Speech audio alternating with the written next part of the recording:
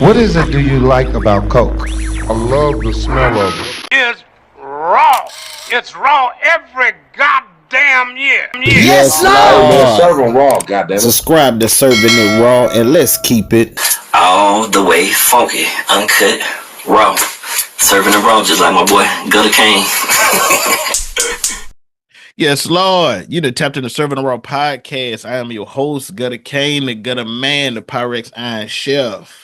And today's special guest is a Pacific Northwest R&B artist, a true independent grind success story, and one of the most consistent voices coming out of Tacoma. From American Idol to touring with legends like Boyz II Men and McKnight, to building his own lane as an independent artist and charting without a label. He's proof that resilient beats hype every time. Servers, help me welcome to the show, Rocky Sandoval. What's going on, man? What's up, man? That is quite the intro. Just hearing that is kind of gave me chills a little bit. But all praise to the Most High, man. Thank you for having me. It's an honor to be here. Already, yeah. I just wanted to showcase, man, and let give you a chance to really cement your legacy, document it, put it out there for your fans, your family, and even people that haven't discovered your music. Yeah, they can get on board and let them know exactly what you're doing and give you your flowers today. That's super dope, man. Again, thank you. It's an honor. Can't wait to chop it up with you and just talk. It's weird because I'm used to it, right? But I don't really like to talk about myself. Gotcha. Maybe now, especially when I'm in this position, because I've been at this for 2 decades plus, almost, right? Yeah, I've been at this for a minute. Maybe when I was younger, sure, you're always like, you wanna show what you've done, and now it's to a point where it's pretty cool to have other people kind of celebrate you a little bit more, and you just kind of in the background, like, yeah, I can be proud of that stuff. And when you have a 2-decade indie grind career, to reflect on a lot of the stuff that I've done is sometimes I take that for granted. I don't really do that as much because it's we're in an industry where it's what have you done for me lately? You know what I'm saying? Like, I just said that to somebody yesterday. Like, oh shit, I did that. Oh yeah, damn, we did a record. Oh shit, we did a record with the business. That was okay. Yeah, I forgot about that. Oh damn, I did a song with him. That's so I think that's pretty cool. Okay, yeah, I want you to just know that a lot of people, especially your fans, really appreciate the contributions that you have given to the culture. That's awesome. And I'm not talking about just past or present, but I know the future stuff that you're trying to roll out. Mm-hmm. Hopefully, because I want to talk about a lot of stuff, man. That you got. Sure, man. Let's do it. I'm ready. I've been looking forward to chopping it up with you, man. Oh, appreciate that. All right, so take me back to Tacoma. Okay, before the stages. Okay, before the spotlight. What's the real beginning of Rocky Sandoval as an artist? Man, I've never been afraid of the camera, I guess to say. I've always kind of felt like I was comfortable in front of the camera. My story is well documented. I got my start in music in 4th grade. My first love is a saxophone. So my grandmother bought my first saxophone with the help of my mom because I love sports as a kid. I just when everyone's in elementary, everyone's the same height. Everybody's the same height. Yeah. You get to junior high and it's like, damn, I didn't grow anymore. I was like, so I'm like, let me just stick to the music and shit. But I'm sure always had a love for just for melody and sounds. One of my earliest memories of actually performing was in kindergarten. I won. Oh, I didn't win. I placed second, but it was like from preschool all the way up until 6th grade at my elementary school in Texas, and I did Michael Jackson's ABC and Whitney Houston's Greatest Love of All a cappella. I was like this little mini dude, and that was my first taste of actually getting on stage and performing. And then of course, I transitioned into saxophone. My dad put me on old, Motown records. He loved the soul sound, all of the Manhattans, Al Green, that shit, man. Yeah, so that's kind of like where it started. And then I used music throughout K through 12 all the way to junior high and high school, playing the saxophone. That was my first love. But yeah, never been afraid So of the camera ever. okay, so when you did the when you did the ABC The and Michael the Whitney, Jackson 5 joint. yeah, yeah, and the Whitney Houston, did you was that where you really like was that the moment did you say, okay, this is what I want to do? I mean, maybe when you're 5 years old, you're not really thinking of it like that. I was just really trying Okay, to, your mom, Filipinos, they'll tell you, come on, you come perform for the family party. They make you do a little dancing song and stuff, and so I was okay, just never afraid of doing that. gotcha.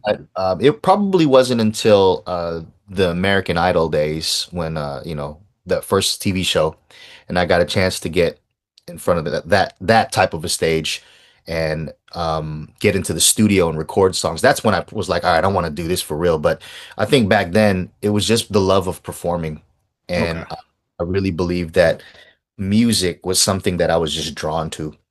okay, Uh, but yeah, man, it was crazy. I have footage of that. I think one day, my mom has all of these archives, maybe you'll release them on YouTube sometime, but they were, if I look back on that, as clear as day. I had a gray suit with a gray bow tie. Um, I remember my brother trying to jump on stage to sing with me. Like it was that I remembered that. And that's what's up. I'm damn near in my 40s, man. So to remember that takes quite a bit of memory. Okay.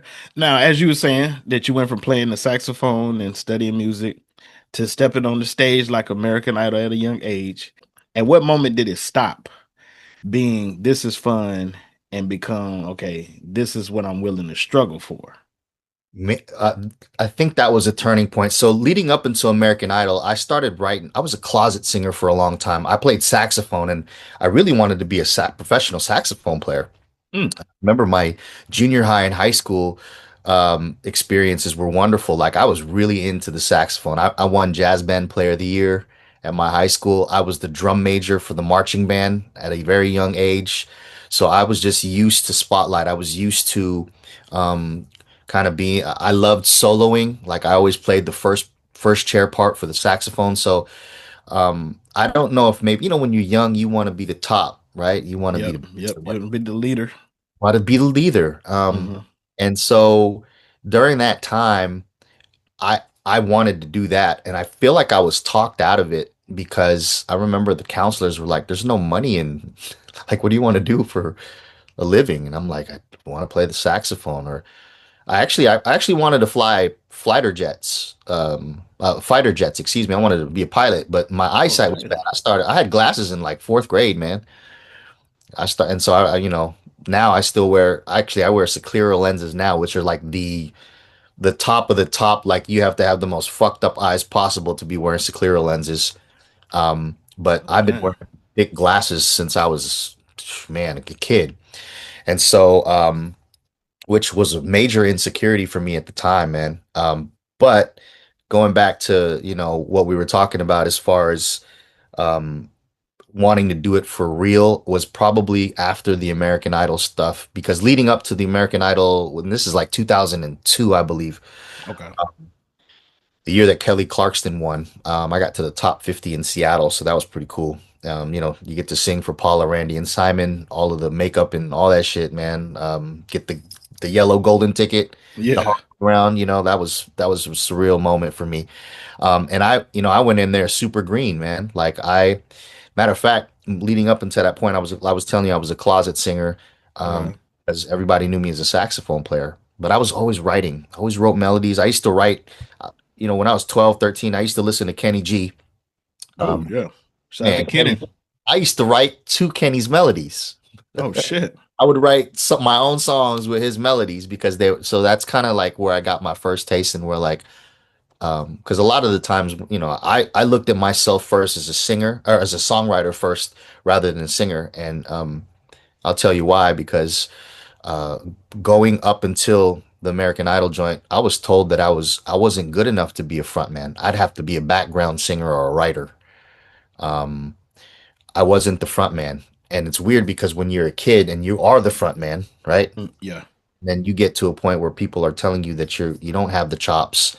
I just think it comes with just maturity and growing into your own, man. And it took a really long time. That was some of the feedback that I got from American Idol, from Okay. Paula Abdul and Simon. They were like, they didn't tell me I was good, or they didn't tell me I was really bad or really good. I was just kind of in the middle. And they're like, I did Usher's "You Remind Me." That was my audition piece, and Yeah. Stevie Wonder's "My Cherie Amour." And with Usher, that "You Remind Me" record was like the biggest record at the time. And I did all the fucking dance moves, and I had it all down to a T. And they was like, it was it's not bad. It ain't that good, but we're not looking for the next Usher. We want the first Rocky Sandoval. Okay. That bugged me. I was like, oh shit. I spent my first probably 10 to 15 years trying to find out who the fuck Rocky Sandoval was, man. Like I literally that was always in the back of my mind. So like when you look back and you reflect on that, you're like, so many experiences, so many pieces of advice that stemmed from that American Idol thing. It's funny because that's how people like, oh yeah, when they'll be like, I remember you from American Idol, and I don't know what they did with the audition tapes because they pulled them. They're so long ago. Okay. The show runs now; it still runs. But if you Yeah. Google Rocky Sandoval American Idol, all of the info pops up because yeah, that was my first taste of what it was like to actually do it for real. Okay. And you've seen a lot of inside reality TV because not only American Idol, but Making the Band and The Voice as well. Yeah, You yeah, were- yeah, yeah. what's something people don't understand about that world that's completely changed how you view the industry? Well, the contracts are crazy. If you Okay. are on those, I have a deep respect for people who do those TV shows because we're so desperate. We're like all trying to get on, especially before, right? Now, Mhm. I think there's ways, and I don't know. I haven't been in the reality space realm in over 20 years, but when I was in that audition phase, and I also because I did MTV's singer-songwriter show, The Score, and it was Yeah. Ryan Cabrera, produced by Ashley Simpson's dad. So they did a whole episode dedicated to me. I still have footage for that too.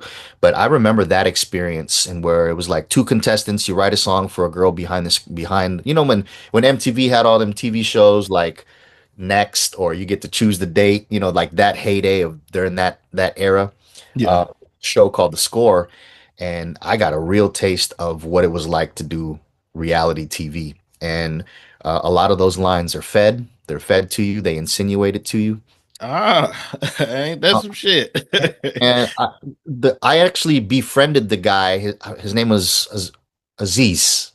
Yeah, it's a black dude, Aziz, who was a Caribbean singer. And I was pinned up against him.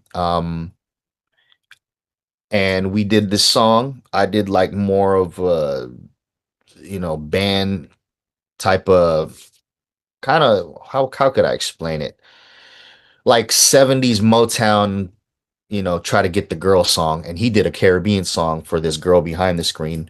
And I remember we had to banter back and forth because we actually liked each other. Like there was no beef. So, and in reality TV show, it's really it's dramatic effect. You say the Okay. wildest shit on there, you know. Nowadays, what they call it, especially in our time, is you're going viral for some shit you say. That's why when I watch reality TV stars, I watch TV, I watch the media. Um, like I got my media training super early because I was like, damn, all right, so this is how it is. Um, doing the American Idol stuff, there was things that when you tell your story, they want you to say certain things. The media is really good. They're able to kind of dictate the narrative that they want. And I remember doing when I did The Voice, um, I think that my tape that got me to the round to where I needed to be, it didn't advance more because my story wasn't. I didn't have a story, and they love Gotcha. it. They want a story, right? You ever Ah, know the my mom's dying of cancer. My dad is deaf. I got one leg, and you got hella talent. They love that story. They'll put that in the forefront. And those types of contestants for those types of shows seem to come up in the front. I used to joke around with myself because I thought it was just about talent, but I'm like, I should have just, sang in a Superman costume. because it was so outrageous. And then they'll be like, "Oh, who's this guy in a Superman costume?" And then you sing, and then if they like your talent, they move you forward.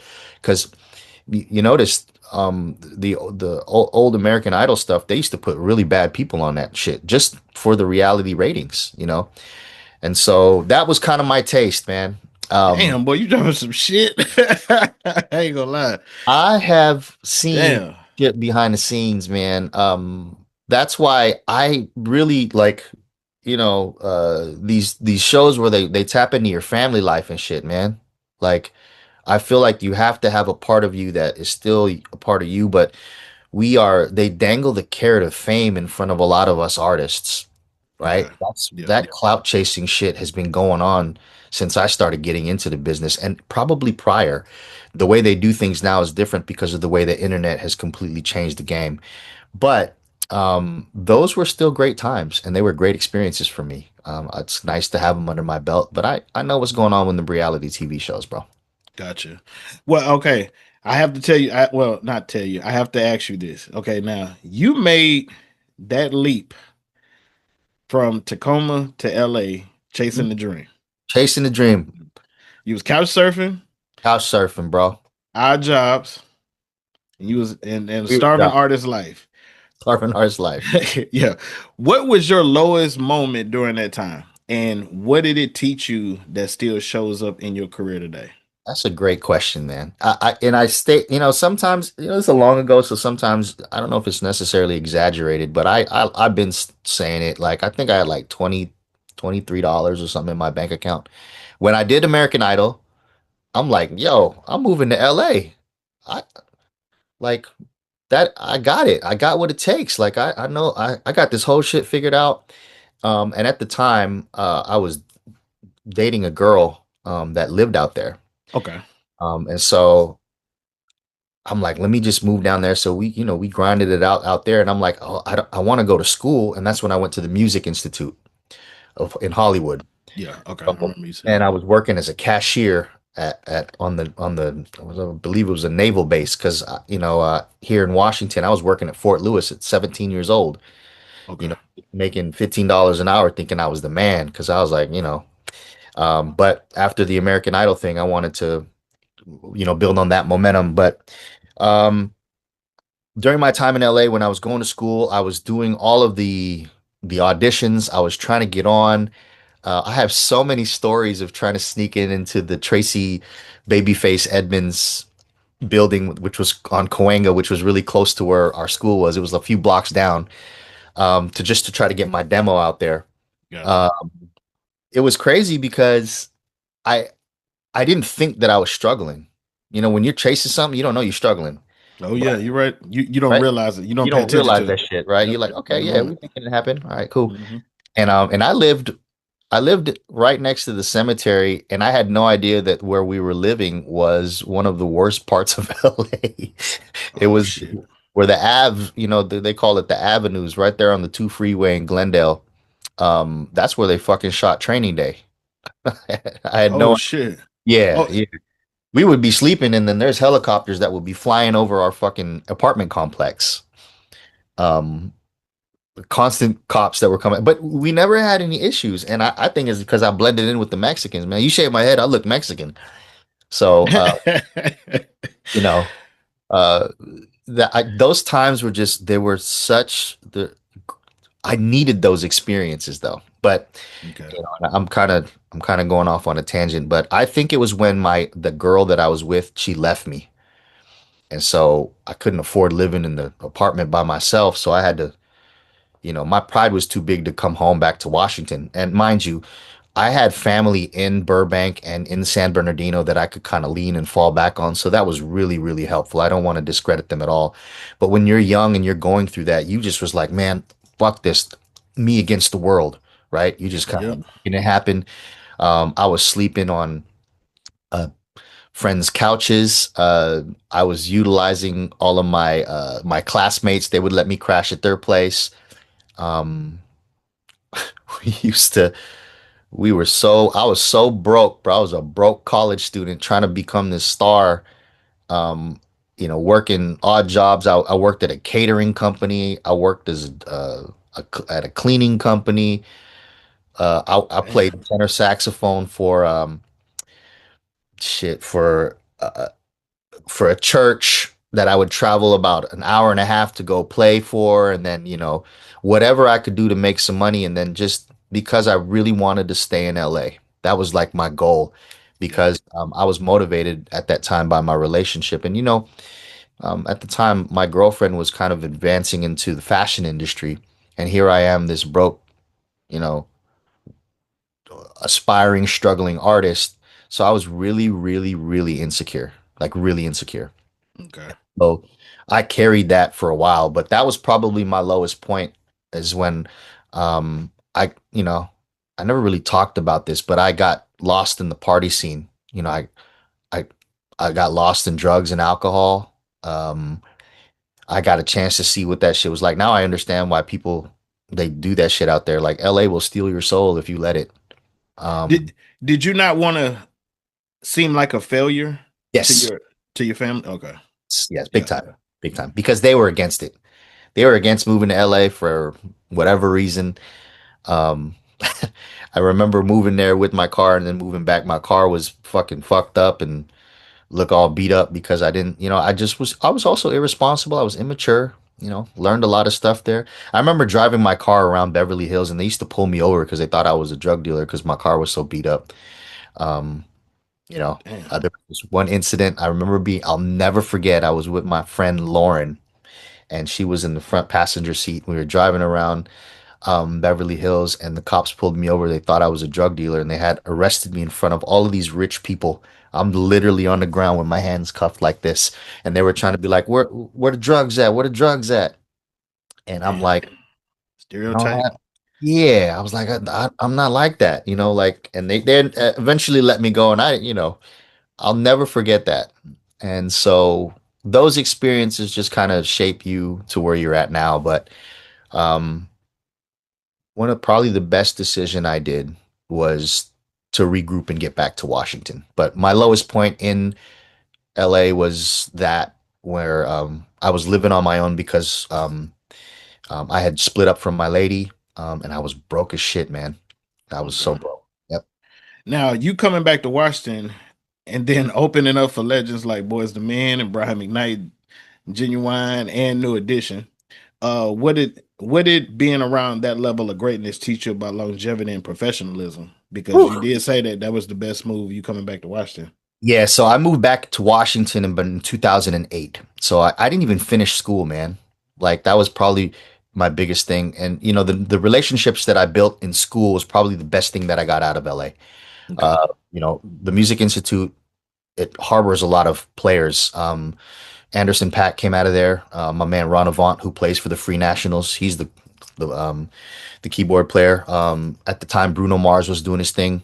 Oh yeah. Um, just that whole camp. Philip Lawrence, just people that are on that we see that are the major stars now. They were in that realm, and I feel like sometimes if I felt if I would have just stuck it out a little bit longer, I would eventually have gotten to those circles. At the time in R&B, what the biggest producers in the game were the underdogs. And I don't know if you're familiar with the underdogs, but they did, How You Gonna Act Like That, Tyrese, Omarion's O, Harvey Mason Jr. and Dame Thomas were like my idols. So when I heard that sound, I was like, I started creating records that were like this. Mind you, I was working with a couple of guys back there that, because in LA, the great thing about Los Angeles is at any moment in time, in the strike of luck, you can it can happen because that's just where the market is. Yeah. You literally it can happen like that. But chances are it's not really like that. Um, but it can, right place, right opportunity, go time. And I just think that I felt like my mental health was more important at the time because I Okay. wasn't doing anything music. So I regrouped. That conversation with my father coming back to come get me was like a huge failure. We talked all the way home, from the drive because he flew down and then he drove with me back up to Washington. And, my dad is a proud Filipino man. And so to hear his stories, for 18 fucking hours, it put a new light on perspective. And I was what, 23, 24 at the time, 25 coming back home. And so that was 2008. I literally took a break from music. I was like, fuck, I'm done, man. Like, I don't want to do music. I was working retail. I worked at the Bellevue Square Mall, Macy's. I Oh moved to yeah. Tacoma Mall, Macy's. Man, how Uh, hard, man, how hard was it really like for you to make the decision to come back? Like, did you make the call or did your family call you and then it was like, my mom is my heart, and to see her hurting, not really hurting, because she was like, she one of those people like, I told you so, right? yeah, Um, I think at the time you have to put your ego aside, and plus, I'm blessed, man. I am fucking blessed because I have a family that supports me. They yeah, will ride with me, and I don't know if that also hinders me because I look at other people who would look at my situation and be like, man, we don't have no choice. We gotta, I don't got parents that I can lean on, and so I understand that, right? But for me, it was one of those things where it was like, yeah, this is gonna be the right move because I've trusted the advice from my parents, and they're like, reset yourself. Um, you know, I knew that if I would have stayed in LA a little bit longer, it could have been really, really detrimental to my mental health, man. Really. So, when I moved back up here, I just got a regular job, and then I was like, because I didn't finish school, I'm like, let me just go finish school. But I didn't want to do it. I'm like, I'm cool. I'm good. But during that time when I was working at Macy's, I met a dude named Franz Vibert. He goes by Vibes, and I played him the stuff that I had recorded in LA. He was like, "Yo, you need to be out here. I don't know no Asian singers like you. What are you doing?" And he took my tape to DJ Funk Daddy. Um, yeah. and, He's a prominent DJ up there in Seattle. and DJ Funk Daddy took my tape and gave it to this dude named Steve Ocean Brown. And he goes by Ocean. He had Ocean Records at the time. He had a little mixtape joint out in Lakewood. He'd managed Criminal Nation for a while, but he was in there with all them guys with Mix a Lot in them. And they Shout were, out to Criminal Nation. yeah, Sham Out Criminal Nation. Um, and this is funny because prior to me coming back to Washington, from LA, prior to that, I was in the mix. I did a lot of stuff with like Island Tribe. I was in the island music stuff. Oh, Uh, okay. and less Soleil, less lessons. They were big in the hot import night scene. So that whole, On Fire Entertainment, like those were my guys. They would let me sing hooks for them. And so, so that was one era. And then I thought that I graduated by going to with the American Idol stuff and then going to LA. So it's like my time frame that I look at it was like grinding in high school, Tacoma, then LA, then back to Tacoma. But prior to moving to LA, I thought I had this whole little cool movement that I was doing with Tacoma prior in like 2002. Gotcha. So to come back though, I really started tapping into to the R&B market. Like I was like, I'm really gonna go for it. But anyway, they gave me a shot and they put me on the Ladies Night Out tour. And that was, the first one had sold out. It was bananas. They've never seen that show here before. I believe it was 112. No. Casey and JoJo, John B. I forgot who else. Shy. It was that, the old school iconic R&B artists that were coming through at the Kent Showwear Center. Sometimes they'd go to the Angel of the Winds arena out there in Everett, but they put me on that particular tour. Okay. And that's where things started to take off during that time frame. The very first person that I opened up for that I was like, oh my God, this is like my dreams are coming true was Ginuwine at the vault. He was at the vault and I was one of his opening acts. I'll never Hold forget. on. The vault in they used In to be in Olympia? Olympia, man. Oh shit. Yeah, that's a while ago. That was a while ago, and I remember meeting him. They pulled me in, like his manager at the time was Terrence, his road manager, and I'll never forget, man, because that was my very first time also. So I understand, like, because I mentor a lot of younger artists now. I feel like that's my responsibility to pay it forward. But Ooh, that's what's up. yeah, Message. yeah, pay it forward, man. Like you'll get that shit back. But during that time, you had to, you pay to play. Hey, we're gonna give you 50 tickets, right? You got to slang them for $30. You keep five. Man, I moved those things in like 3 days. I was, Damn.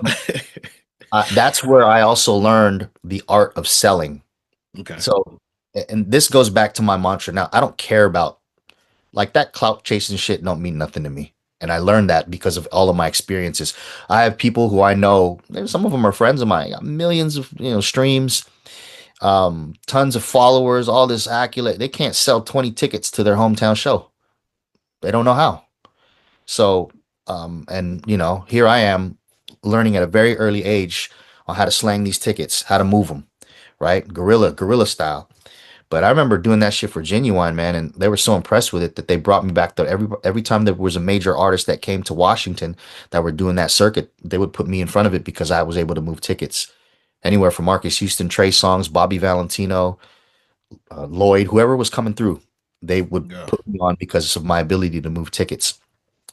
But yeah, that very first time that I met Ginuwine, and it's funny because I told him this story when I went on tour with him because I did multiple shows with Ginuwine, but prior he had told me we were in the back thing at the vault. I was able to sneak my way into the VIP area, and he was shook my hand, looked me right in my face, and look, man, you fire, bro, you fire.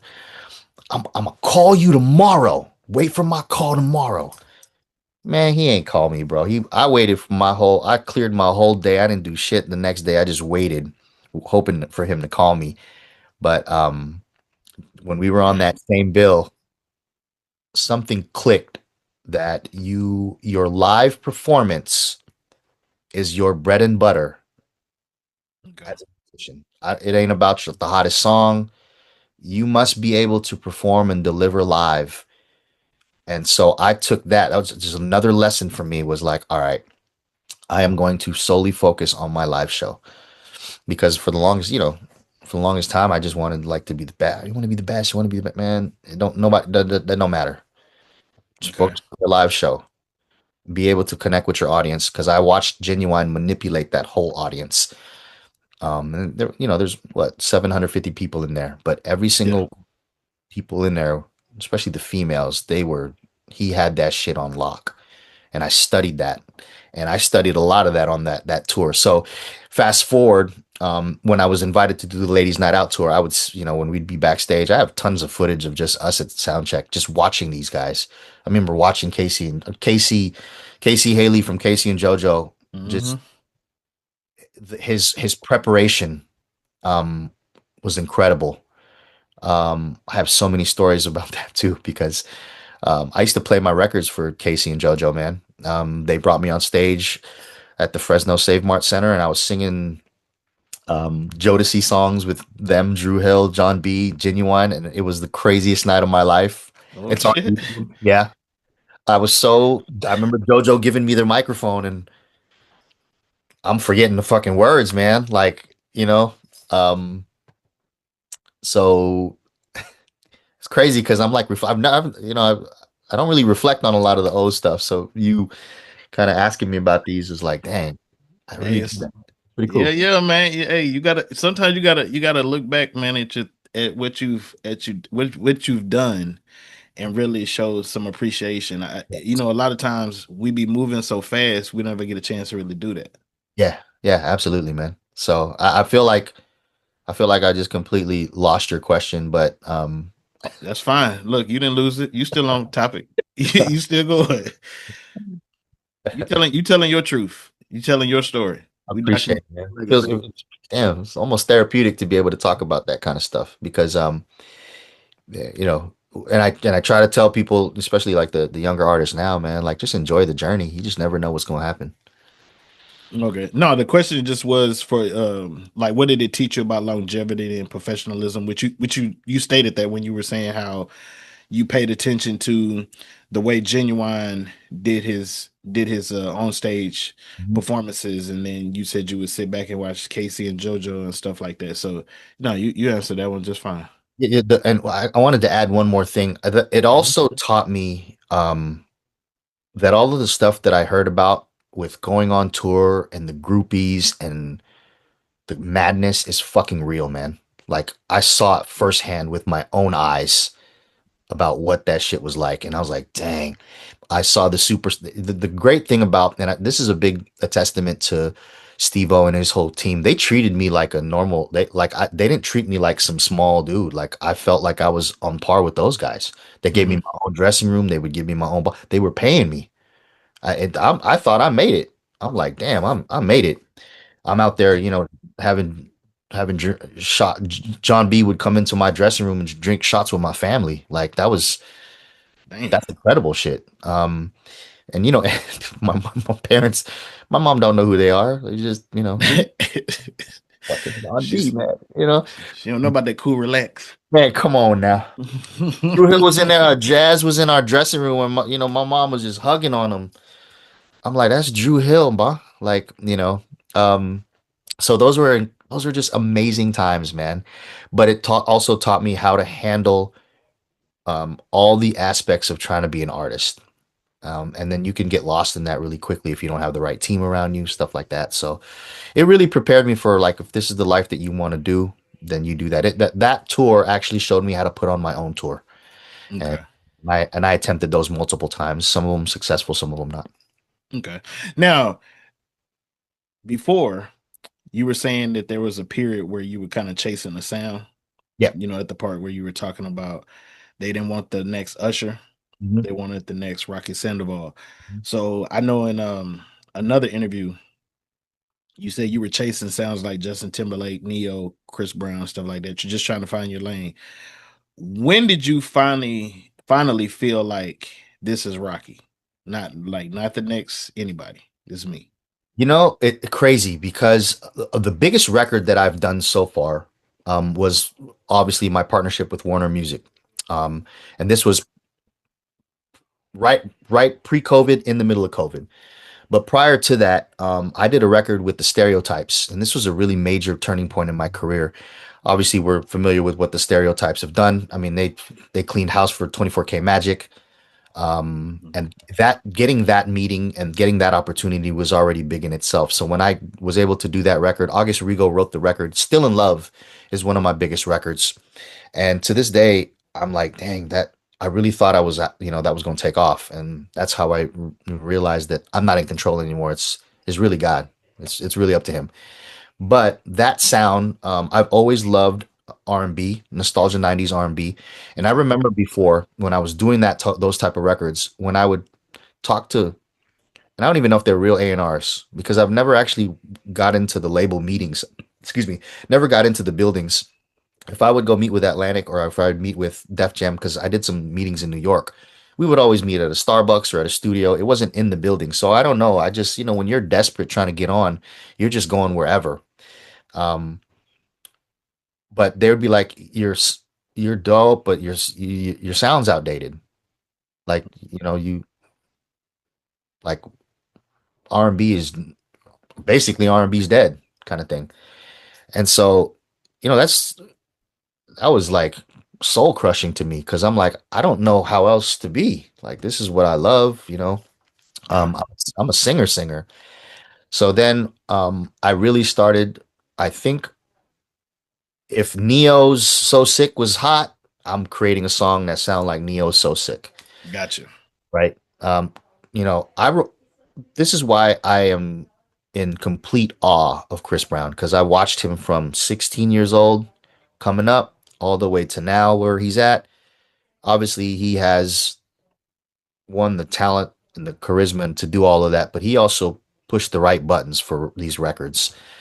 And I think for me, and this is just Still in Love was one of my biggest records, but prior to that, because I'm like, I need to get the top producer.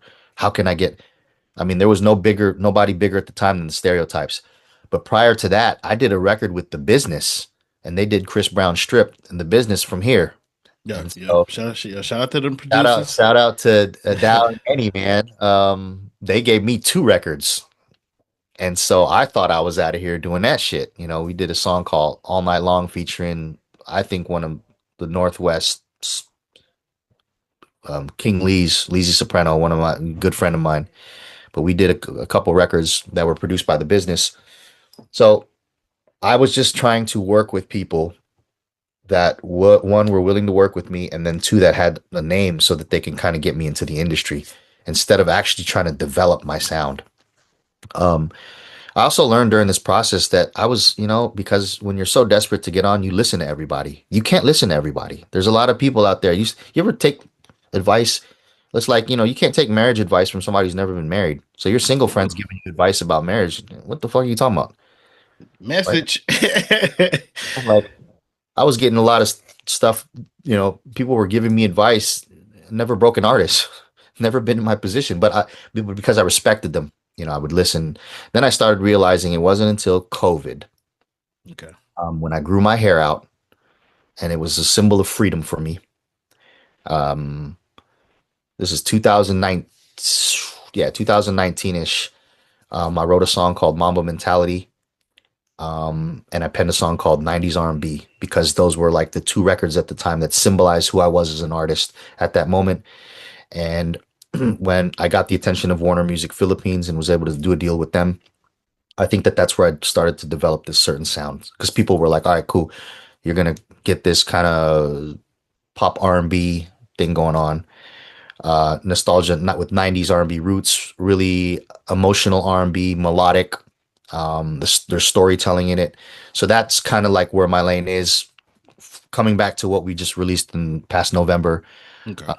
it's my fault. That's the lane where I'm at now. Okay. And does that feel comfortable for you? Yeah, like grown man R&B. Like I can't, I'm 40. Like what am I doing?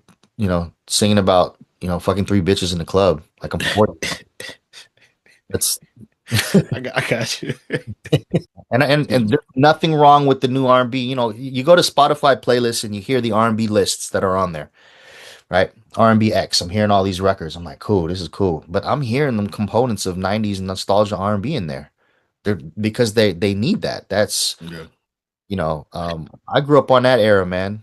112, Jagged Edge, Teddy Riley, Blackstreet, Bobby Brown, Old Michael. Oh That's my shit. Yes. um, All right now. you know what I mean? Like that's what I was on. Okay. Now you also stated that you've been told no. You said a million more times than yes. And so can you break down one specific no that almost made you quit and why you didn't? You can't let these hoes get in the way. No, that's my favorite part. I ain't gonna lie on that deal song, but go ahead. Well, I'm gonna get on that next. You know what? I'm gonna tell you something. I can't believe that I'm actually gonna be, saying this on your platform. But I did a lot of the music to get girls because I used to get rejected a lot. So it was like, I was so envious of some of my friends in high school and junior high, and they was the athletes and all this other shit, and then I just thought that it was a good way to get chicks, man. I remember before, like, if the date was going bad, and I would play the very first time I had my song on the radio was Alligator Skin. We're talking about radio here in Washington. Like they were playing this on whatever the 97 point something, and I went on a date and going bad, but I put my CD in. She's like, "Oh my God, this song?" I'm like, "That's me," and changed the date completely. Like, Ah, so I'm like, oh my God. All right. But going back to your question, I know would probably be, yep. That one specific no that almost made you say fuck it. I think it was when I had a sit down after the ladies' night out tour with my mom, and she was like, she's like, this isn't for you. Like you have no stability. You putting money into shit that's not getting anything back. You don't have a job. Um, You don't have any money in your savings. You haven't planned for your future. You don't got a house. You live at home. I was like, dang, Mhm. I think that was probably that no was bigger than any no's that I've ever gotten in the music industry. Um, but I Uh, also tell you, you know what I'm saying? and that's coming from your mama. And and And I'll tell you this, I'm just being completely honest. I've never really got into those rooms yet. I think that they're still on the horizon, and there's a reason why I haven't been in those rooms yet, is because once I get into those rooms, it'll be undeniable. Like you got to give me my shot, and I don't think I've really had that shot. But it goes back and forth, and I tell younger artists this all the time. We don't even know what we want. I don't know how many times I've talked to really respected colleagues of mine in the industry. They're Hmm. like, we get in there, we're like, oh shit, this is not what I don't, it's not what I wanted at all. And I think that God has really kind of blocked me from that so that I could concentrate on certain things like this. Gotcha. There have been definitely a lot of times where I've wanted to quit. Creating art is like, man, it's like making a baby, and then you got to bring your baby into the world, and you don't want nobody to call your baby ugly, right? Like that's hard. You Yeah. have to literally develop thick skin, and I think I developed that early because, I wasn't necessarily always first choice. Um, I had to earn everything that I had. I earned, man. Like I never paid my way. I mean, well, you paid your dues, but I never bought my way in. Gotcha. Um, but I think that was probably the one time that I almost quit was when my mother had that talk with me. And funny thing is we had that talk when I came back from LA, and this was right before DJ Funk Daddy took my tape and gave it to Steve-O. Ooh. So it's always like something, you just got to hang on, man. And Yeah. it's really just, even now, I'm looking at it now with the Warner situation. I was like, I want a record deal. I want to know what that shit feels like. Well, I got one. It wasn't what I expected at all. And that's my fault for not really learning and understanding the business. And this was what, only 7 years ago, Yeah. Yeah. 2019. See, your mama's trying to protect you. I think so. Yeah. And If you showed any, well, I'm pretty sure it was probably way worse than how you described it, but if you showed that sense of I failed, I'm pretty sure your mom she didn't like to see you like that. yeah, You yeah. see, and so that's where they come in, and it's like, it is not, a lot of people will be like, oh, a person's mom or dad didn't believe in their dreams and stuff, and I'm like, no, but they don't like to see you in that space every day, I, you know. she has been the constant rock. Her and my grandmother, she's never been wrong about anything that she's ever said. Uh, I mean, I get emotional just thinking about how she's helped me out. Um, and she's kind of been. We used to joke around. She would have been a motherfucker as a manager. She would have been incredible. She knew what she was smart. She knows what she's doing. Um, she's a teacher now. She actually helped me get my teaching job. That's how desperate. Like she was like, I'm not gonna let my kid fuck up. Okay. Uh, she had pulled in pride for me to go back to school, and I was against it. Everything that she's ever told me to do that I was against because I didn't want to do it, and I did ended up doing it anyway, was probably the best moves that I've ever done. Like, Gotcha. I just can't, Um, stay away from that girl. Be careful with that girl. Always worked out. Always. Yeah, And mama knows best. I'm like, Well, hold yeah, on. Before I go to your record, it's my fault. Tell me about the schooling, since you brought that up about your mom yeah, yeah. being So, teaching. So what you do? so crazy thing is when I was doing all of the stuff at Ladies Night Out, I was also on tour, and then I was going back and forth. I helped open up the restaurant at BJ's Brew House in Tacoma Mall when it first came. So Okay. I was making connects there, and as I have a deep respect for the restaurant industry, especially servers, because you get cash right off the bat. It's like hustling, man. Right? Putting on a show. Hey, can I get some water for you? Blah blah blah. I was also bartending, doing all this other stuff. Um, but I was tired of the grind because after that, when you get off work, you go to studio, you tired, all this other stuff. So I'm like, all right, I don't want to do that no more. So my mom was like, look, why don't you come to Clover Park, and I got this little note taking job for you. Oh, okay. And note taking jobs for students with disabilities, so forth. Okay. Okay. So I'm taking notes, and then I'm in the classes, and being in kind of like a TA, like a helper to some teachers. And I'm like started helping the students a lot. And I'm picking up. I became a student, so I'm watching how they're teaching. I'm like, okay, cool. So I started doing this like after school thing with these students.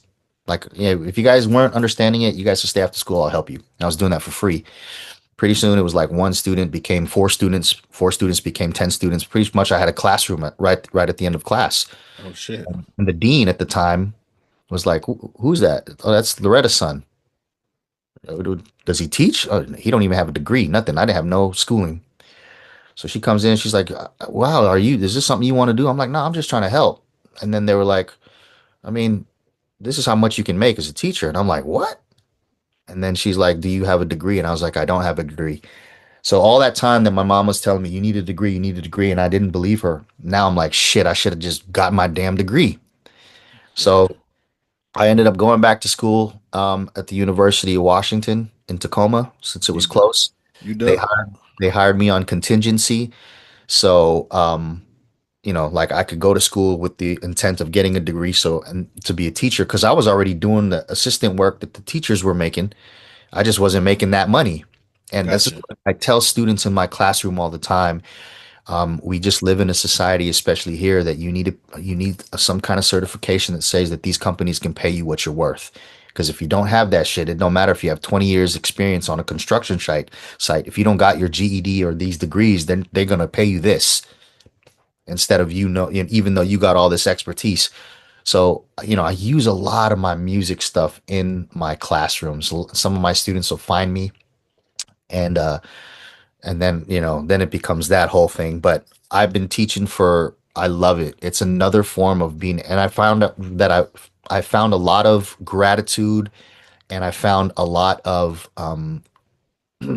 just joy in helping people and helping students achieve their goals. I make a promise to all my students that especially if you come through my class, when you graduate, I'm at commencement. I'm gonna watch you walk stage. That's what's up. It was so empowering, and I felt it was therapeutic for me also because maybe that was my calling. When I did the Warner Music Philippines deal, there was multiple times they were like, "Hey, let's move you back. Let's move you. Like let's move to the Philippines and all this." And I'm like, "Okay, cool." And then economically, it made more sense to stay here in Washington because I could still control my own entity and still have a job and so forth. But I Okay. balance both of them, right? And that's a testament to like the people, like especially my mom. Obviously, again, she was right. But yeah, I've been teaching. I have a deep um, commitment to these students of mine. Like That's what's up. it's just what it is. It's another form of paying it forward. Okay. How You about know you? what, man? I commend you for that, bro. Like just the giving back that you've been talking about, like we've been discussing. You've always you keep throwing out there like paying it forward. And so I just want to let you know, man, like I appreciate that, you doing that. Thank you, bro. There's a lot of people that don't. You'll find, you know, I do a ton of mentorships. I was in the Grammy U program, Grammy University, because I've been a part of the Recording Academy for the last 5 years, 6 years. So I mentor a lot of these younger artists, and they think their life is over after like 21 if they don't have a record deal. I'm like, do you know how much more shit you have to accomplish? Do you know how much more things you can do? Because we are dangled the carrot about what it is. Social media is fucking bullshit. It's Yeah. unrealistic expectations. Um, you know, it's so, and I get it though. I completely understand how this whole game works, which is why I think that I'm in a position now where I feel like I'm powerful because I understand how it is. And it takes a while to get there. It's the journey. It really is. It's all about the journey. But one of the things that I found is that when you're actually helping people, you're helping yourself, man. Like it comes back tenfold. Um, I have a deep respect for the educational system. Obviously, my dream is to tour and do all this other stuff, to make music because that's what I love. But I also love teaching. I love helping students. Okay. Well, I am gonna touch on your connection. To go back to your record, it's my fault. I love that song. Thank you, Like I man. said, I I love that love that part. song, bro. That's one of my favorite songs, man. Yeah, I love the way you hit the notes, man. But the way you said that part just stands out to me when you was like, I shouldn't have let these hoes get in the way. Like, but it charted on iTunes with no label. No label. no paid promo either, and just community and fans. Community and fans. In an era of algorithm and budgets, as we were talking previously, what does that moment say about the power of grassroots support and real connections? So how you spoke about connections, like how did that help with that song? I'm gonna give a little bit of prelude before it's my fault because after I was unhappy with my deal at Warner. Okay. Um, the way I got my deal at Warner was during the COVID area because during COVID, all the cream rises to the top. The bullshitters and the realists were separated because that's when Vine and TikTok kind of really took off because the content creators were able to create content. Those are the guys that are still have the staying power now. Mhm. Um, I was like, all right, cool. During the COVID, that year and a half, I released a song every month. That was able to get the attention of Warner Music Philippines. So I'm like, that correlation was like, all right, cool. This is it. Like this is dope. All the hard work pays off. It's like the work that you put in, you're gonna get the results. When we did the deal, I was so happy. I'm like, man, this is on. It was a streamline. I know it was a sister company. It's a smaller company because Warner Music Philippines is still a sub company for Warner Music, but like you're in the pipeline. But what I realized was it wasn't an actual record deal. It was a exclusive digital distribution deal where you come up with all of the funding. They're just the pipeline to help, right? And then they take. Okay. But the thing was, is when you're able to use their logo, when you're able to use their likeness and all this, it opens up a ton of doors. Yeah. Plus, you have access to all the Spotify playlist out, just the people that can help you. And I didn't realize that I didn't negotiate a marketing budget for me, so all of the marketing was coming from me. And so when I found that out, and I learned all of these different types of deals, I was like, dang, I should have signed, because now that all that music, I released a record called Dead Stock, and it was like almost 500,000 views worldwide. It was great, and I felt like I was making the best music that I was making at that time. I had grown out my hair, I had a look. I loved the dreads, or braids. I had the braids, the box braids. It was working for me, and at the time I was very. I do black music, like it's black music, man. I have to pay homage. I'm a guest. We're this is not our music, and Mhm. Filipinos are great imitators. We're great imitators. You go to the Philippines, you got somebody that can sound like Mariah Carey. They can do Usher, Mhm. and so I was learning, man. We don't have somebody in the forefront that wants to be us. We want to be Usher. We want to be Mariah. So that kind of fucked me up a little bit, Mhm. And so I'm starting to think. I'm hearing from my counterparts, you got to go where you're loved, man. Like, you know, you're not black, but you do black music. So I was using it as a way to pay homage, when you hear those, oh, he's invited to the cookout kind of shit, right? I Like, got it. and there was a very direct correlation with Filipinos and blacks. You go to the Bay Area, man, they're the same people. Oh, hell yeah. Yeah. Uh, and so I've just always been generally drawn to that. I never looked at it like that, but I'm not stupid. I'm aware that I didn't want to be a culture vulture. I wanted to be part of all of the movement and what they were doing, especially musically. So when you say, what's your contribution to the culture, especially here in the Pacific Northwest, that means a lot to me because it's Yeah. like, oh, cool. But being aware that I'm Asian, you're not stupid. You got to be aware that that's what it is. I remember before when I was doing the Ladies Night Out tour, one of the knocks on me was like, man, if he was a black singer, he wouldn't have got those. He wouldn't have got that opportunity. But because he was Asian, he was different. They were giving it to him, and that used to bother me, man. But it's true. There are a million people who could have been in my position. And I know for a fact there were great singers that were very deserving to be on that tour also. But you know what? I think it was God's calling. Like I was chosen to be on that. And I've said this before, I'm going to maximize every single one of my opportunities, every Mhm. single one, right? Because they only see the yeses.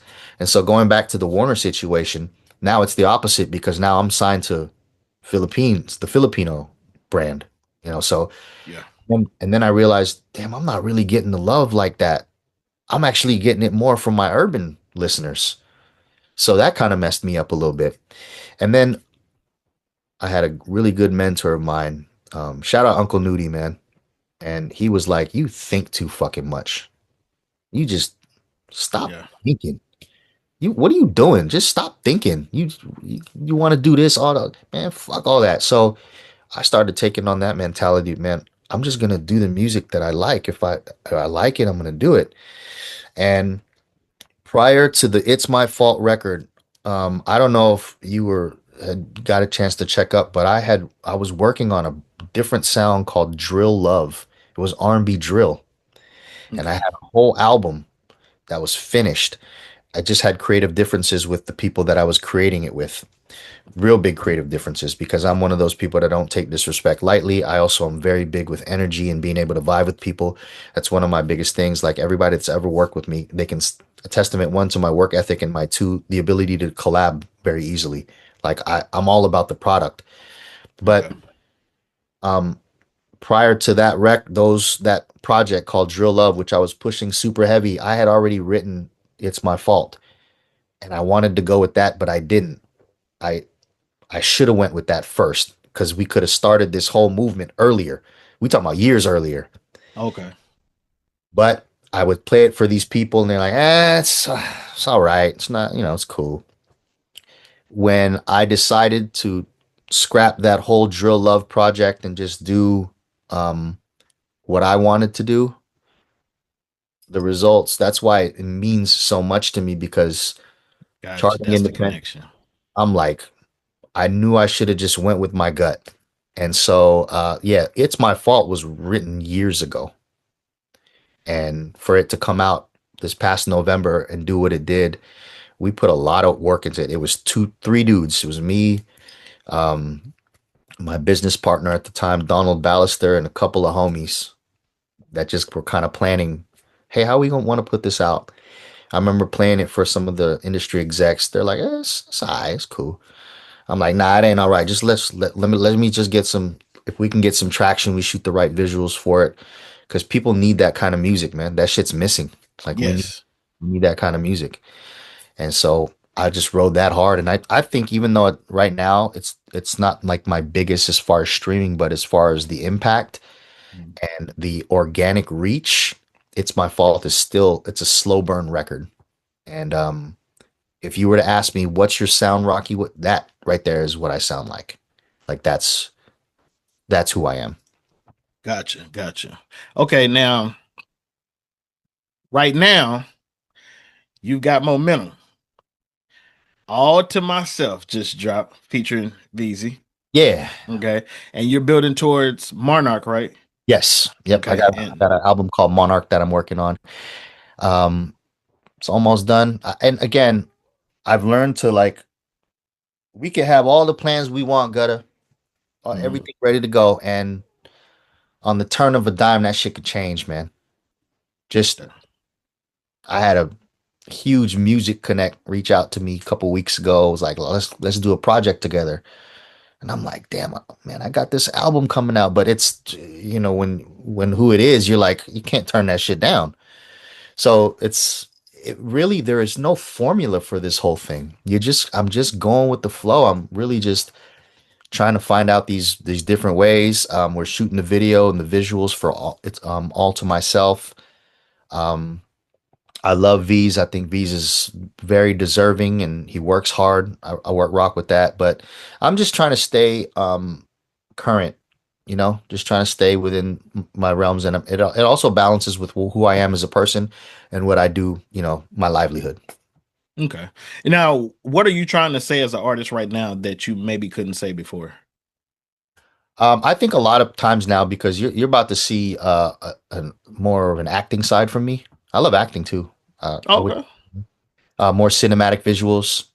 I think that I've pretty much allowed everybody into my life. Like a lot of people, that's why I think sometimes they'll be like, man, the people who are really close to me will be like, Rock, everybody knows you, but your circle is so big. It really isn't that big. I don't even like circles. It's corners because it's Damn. smaller.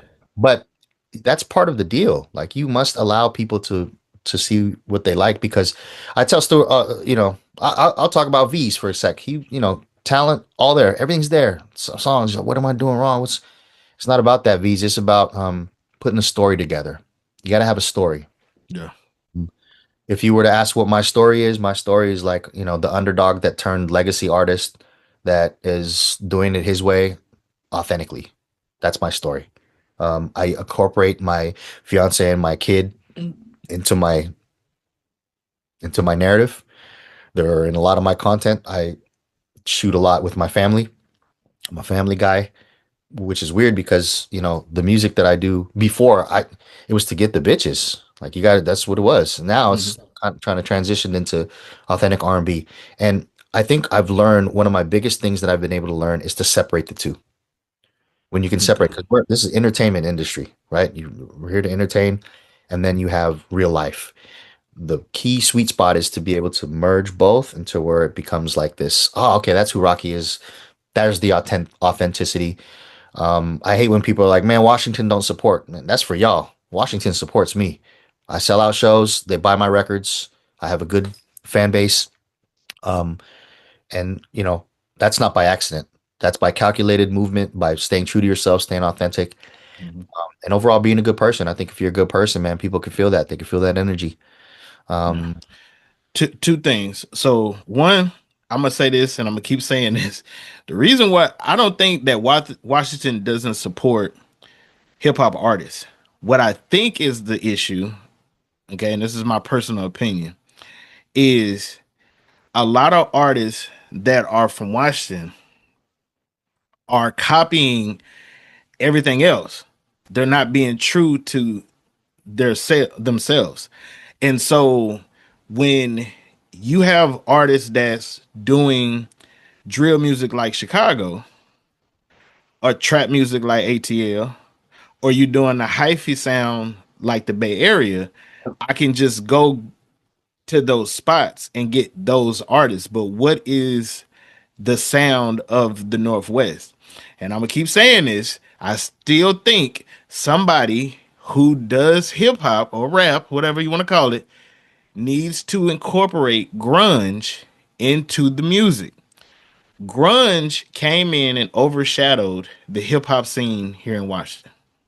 Okay. And that's why I give a shout out to, like, when you said Criminal Nation and stuff like that, because they were the ones, like Criminal Nation, Sir Mix, all that stuff. They had a good hip hop movement that I'm pretty sure would have blew.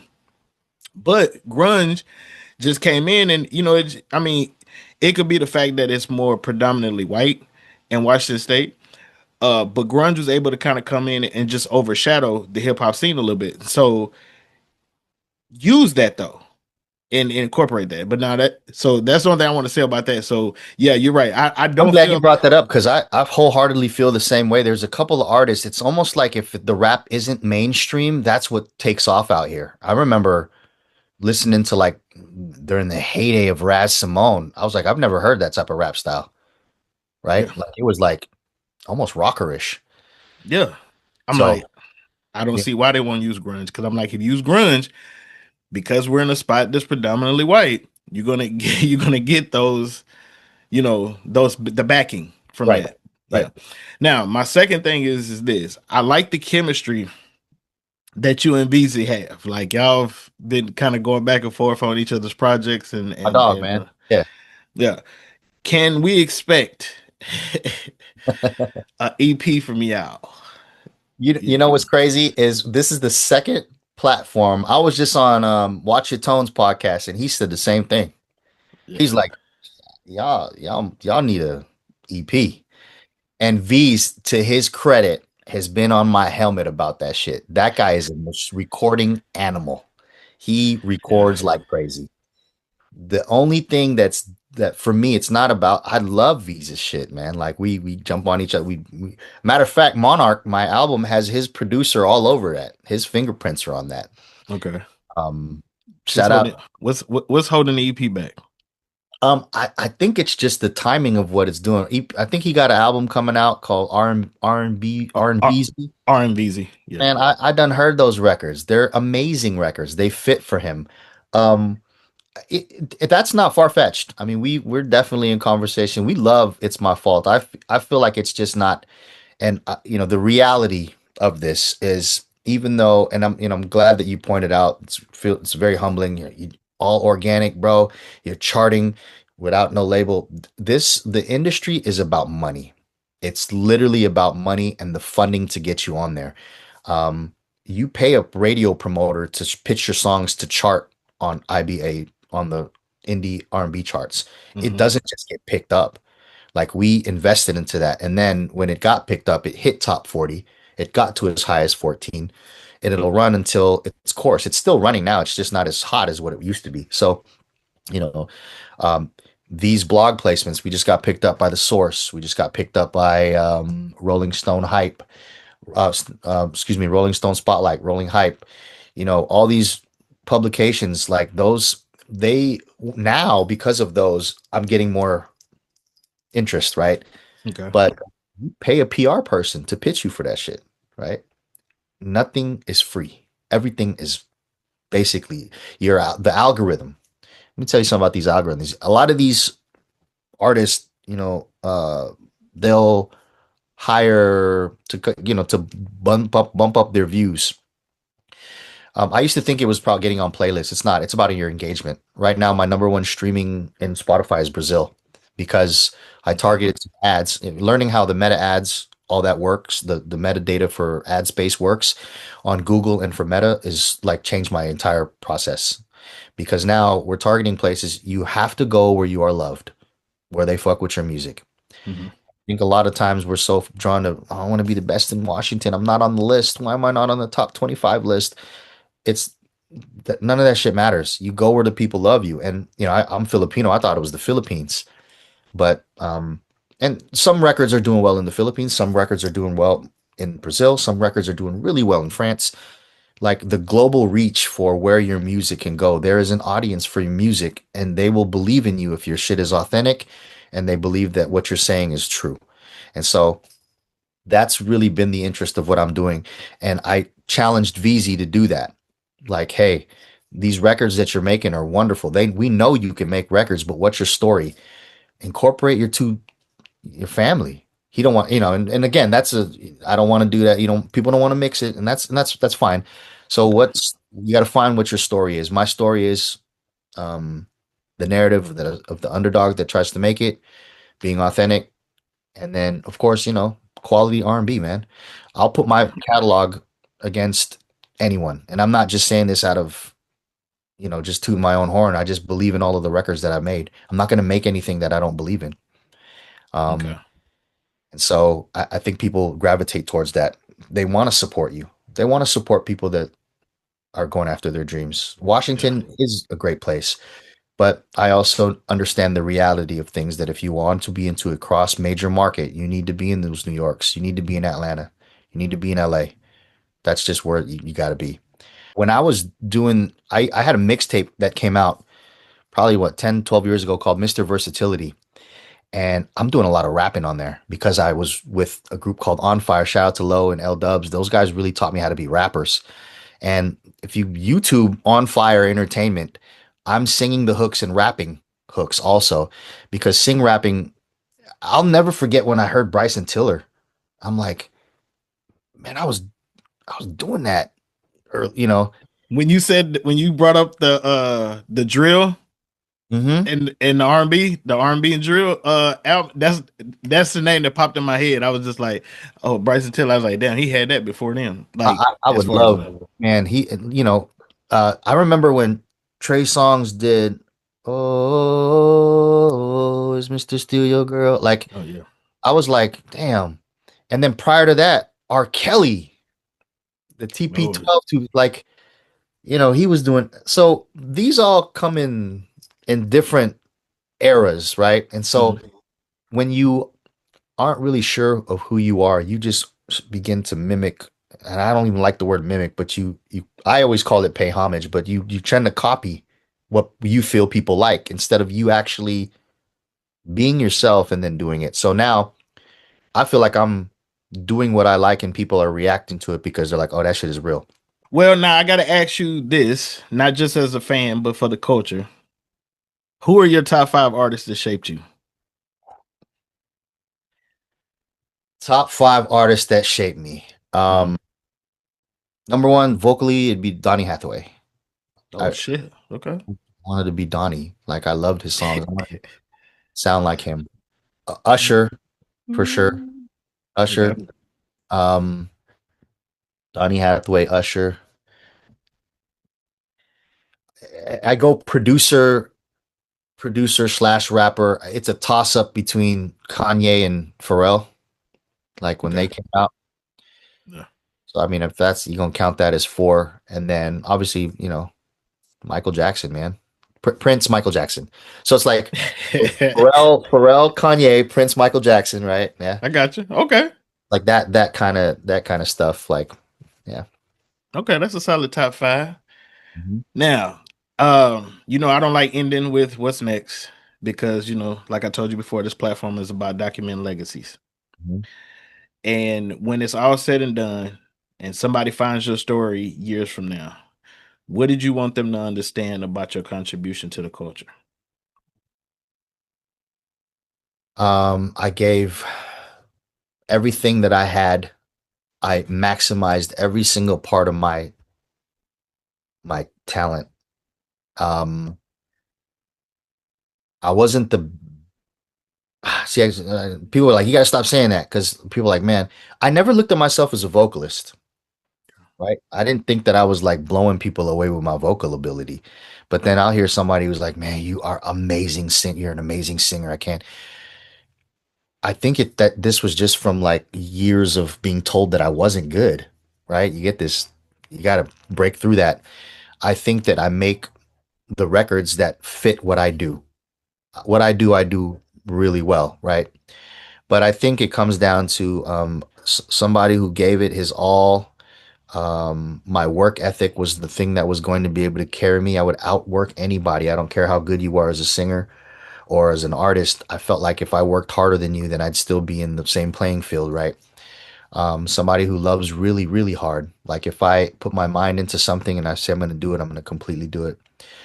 Family over everything. I'm a huge family man, man. Like if you noticed, my biggest inspirations and my biggest supporters have been my family. Loyalty is really important to me. Um, and then of course, just I like you do it for the audience. Like when you are, there's no. That's why live shows are everything.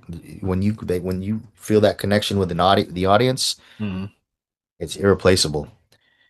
And so that's kind of I think that, and I'm a big firm believer in God, man. So kind of to wrap everything up, like what's Rocky Sandoval's story? It was family, man, family over everything. Um, I really maximized all of the resources and the talent that I had. I used to want to sing like Wanye from Boyz II Men with all them crazy ass runs, but my voice isn't built like that, right? Gotcha. I can't. That's not what I do. Did you watch the Tank Tyrese verses? Did you get it? Yes. Yeah, yeah. I watched some of it, especially You- when they got down to the turtleneck part. Man, I think Tank vocally is just amazing. Like fuck, man, just amazing. Yeah. But I like what Tyrese said. Tyrese was like, I don't sing like that. I'm not gonna sing circles and runs and all this shit. But what I do, I love what I do. There's a real raspiness and a real in your face with my voice. And I think that my voice, I should have leaned in more on it instead of me thinking that I was just this artist because I do love singing. I've studied it. I know who we feel are the greats, which is totally subjective, but in a way, like, I think that I never really gave myself enough credit for being a vocalist. And that, I think that that's just comes from trying to get over your own head. But yeah, it'd be those things, man. Like, I'm a family man. I really, really, really enjoy making music for people. And I work hard. Like, that'll be those three things. Um, Okay. yeah, I don't know what else to say. Like, as I'm thinking of it, I'll never forget, man, because my one of my very first performances as an artist was I sang for a predominantly black audience. And back in the day, I looked like a Backstreet Boy, so they didn't even give me a shot until you start singing, and then Mhm. that natural high of getting. I've always wanted to do the Apollo, like and I actually did. something very similar at Washington State University when I was in high school, and I ended up winning that shit. It was like a contest. I did Boyz II Men's "End of the Road," and like the audience will boo or they'll let you sing. Mm-hmm.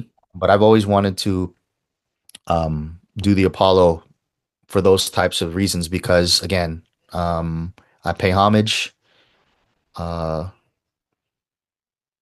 and as long as you are authentic, people will relate to you, man. That's what's up. You pay it forward. Well, Yeah. hey, from Gutter Kane and Serving the Raw, Rocky, I want to give you flowers. Thank you, man. I want to say, I want to thank you for the contributions that you have given us, past, present, and future. The story, your journey, showing the paying forward, the connection, and just the ambition and drive that you have as being an independent artist and showing that you don't need this, big ass machine, to get your music and be heard out there. So I want to thank you. And like I said, you deserve everything that you have accomplished and more. Thank you, man. That Okay. means a lot. These are the types of shows. I remember I don't know who reached out to me. I think it was My that reached out to me to say, Maisha, you met Gutta, he's gonna reach out to you. I actually I want to thank you. These are the types of the shows, the podcasts, because from the moment we got on the phone, I'm a real big energy person, bro. And like I'm a teacher also, so I manage a ton of personalities. When we talked on the horn for the first time and when you reached out, I was like, yeah, we locked in. And when you were telling me about what was going on with your lady being sick and how you wanted to respect, the process and all this, Uh, just hearing the questions and the way you perform, the way you present the questions, the professionalism and a lot of the stuff that you say, we locked in, bro. This is the first of many conversations, hopefully, and as my story continues to grow, you'll definitely be one of the first people to be getting the exclusive shit, man. So I appreciate no. you. Oh, you welcome. Like I said, man, this is a safe space for you, bruh. So anything that you're promoting, anything that you're doing, we can always lock in, do another episode. Because I also do like smaller segments where if an artist or is promoting anything, whether it's a book, a film, album, and you just want to do a segment where we're just discussing that particular project, that's always available to you. You know what I'm Man, saying? that's love, bro. I Yeah. will. So I got you locked in, man. okay. I can't wait for this episode to come out, man. Oh yeah. Look, May is probably like I'm excited about all my interviews, everyone I do. May is probably the first time where I've had like a consistent amount of artists because the first one is Mr. Servon that's with No Limit, and then after that is Cinda Williams, who was the actress from Mo Better Blues, as Yeah. well as One False Move, and then Gripster is the third dropping in May, and that one Gripster is signed to Ice T's label. Okay. But she was also in Dangerous Minds and stuff, and so she's been doing a lot of stuff down there in Oakland. That's her roots and stuff with the hip hop. And then the last one to solidify the whole month is you dropping at the end of May, man. So yeah, May's booked. Thank you, Yeah, man. yeah. Being So part of that lineup, and I did some homework. I'm a homework guy too, man. I did some homework on you. Love the way that you do your journalism, and how you allow people like us, and allow us creatives to come out here and do our thing, man. It means a lot. So I am supportive in anything that you got going on, and I'm just glad we locked in, bro. already. Cool. Now, do you still play the saxophone? I do. Go listen to my confessions, man. I'm playing saxophone on that album. Like that saxophone is not an AI. It's not a sample. That's me Oh, playing. okay. Yeah. Okay. Yeah. Yeah, Oh that's shit. me. Okay. All right. I Well, want to hey. remember when Prince was doing all of his instruments on his records. Yeah. I want Yeah. to be like, yeah, I did that. So like when you hear it, it's a really prominent part in the song of my confessions. But yeah, that's me playing sax. Okay. Are you going to incorporate that more into your? I might. We'll see, man. We'll see. Okay. Yeah. Okay. Don't put too much pressure on you and shit. You Nah, know what I'm saying? I All right. appreciate you, bro. All right, so I'm gonna give a big shout out to all my servers for tapping in for another episode of Serving the Raw. I hope y'all enjoyed the ride. If you did, go ahead and hit that like and subscribe button and drop a comment below. Let us know what you think. You know, you can catch me on all your favorite streaming platforms, and we will be back next Wednesday with another 5 episode. I want to thank Rocky Sandoval for cementing his legacy and documenting it to us and stuff like that, and also for just giving us your time, man. I really do appreciate that. Thank you. Appreciate it. Anytime, And then, bro. all right. And until then, enjoy the rest of the week and stay solid. Peace. Peace. Yes, Lord.